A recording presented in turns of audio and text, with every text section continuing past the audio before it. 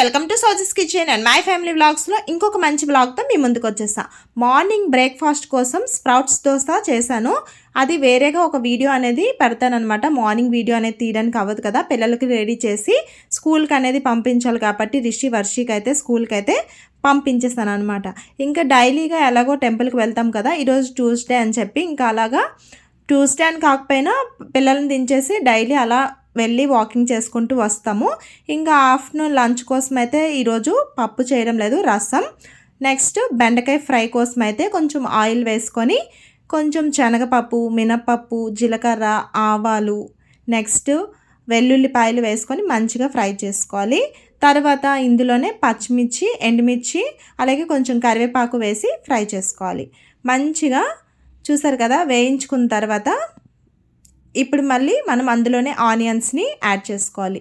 Onions కూడా ఒక మంచి కలర్ వచ్చినంత వరకు వేయించుకోవాలి.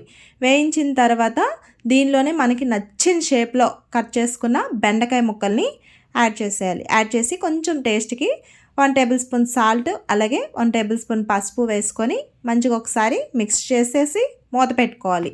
సో మూత అయితే పెట్టుకున్నాను కదా, ఇప్పుడు మూత పెట్టుకున్న తర్వాత మీడియం టు లో ఫ్లేమ్లో ఒక 5 to 10 మినిట్స్ పాటు ఈ విధంగా వదిలేస్తాను. వదిలిన తర్వాత చక్కగా మగ్గిపోతాయి అన్నమాట.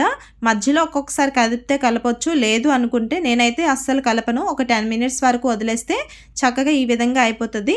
ఏమైనా నార్మల్గా ఇంకా బాయిల్ అవ్వలేదు అనిపిస్తే కనుక ఒకసారి మూత పెట్టేస్తే 2 మినిట్స్లో అయిపోతుంది అనమాట.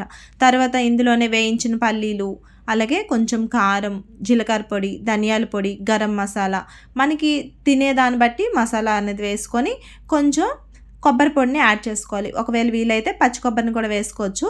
ఇప్పుడు ఇవన్నీ వేసి మూత పెట్టుకుని ఒక 2 మినిట్స్ తర్వాత తీస్తే మంచి టేస్టీ అయిన ఈ బెండకాయ కర్రీ అనేది రెడీ అయిపోతుంది. మా పిల్లల కోసం అయితే చేసా.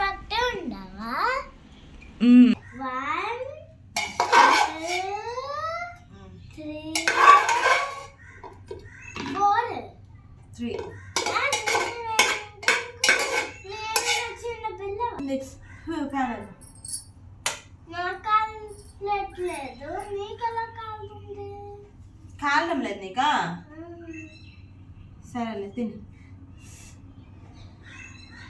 కాల్తే సైడ్ నుంచి తినాలి, నువ్వేంటి? చూసారు కదా, మా చిన్నదైతే మాటలు ఎక్కువ, తిండి తక్కువ, చాలా స్లోగా తింటూ ఉంటుంది. ఏదైనా ఫ్రై కర్రీస్ అలాంటివి అయితే దాని చేతితో తింటుంది, లేదు అంటే నార్మల్గా ఇద్దరికి కూడా నేనే తినిపిస్తాను. జస్ట్ వీడియో కోసం అలా కూర్చోబెడుతూ ఉంటాను అనమాట. ఇంకా ఫైనల్గా ఇంకా మా రిషి కోసం అయితే 2:30కి బస్ దగ్గరికి అయితే వచ్చాను.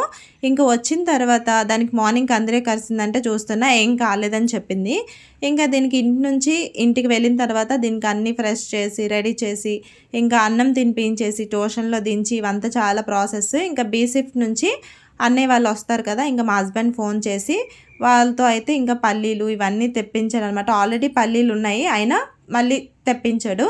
ఇంకా కొన్ని ఫ్రూట్స్ కూడా అవసరం కదా డైలీ కోసం, అందుకని ఇంకా ట్యూషన్ నుంచి వచ్చిన తర్వాత కొన్ని స్నాక్స్ తింటూ ఉంటుంది.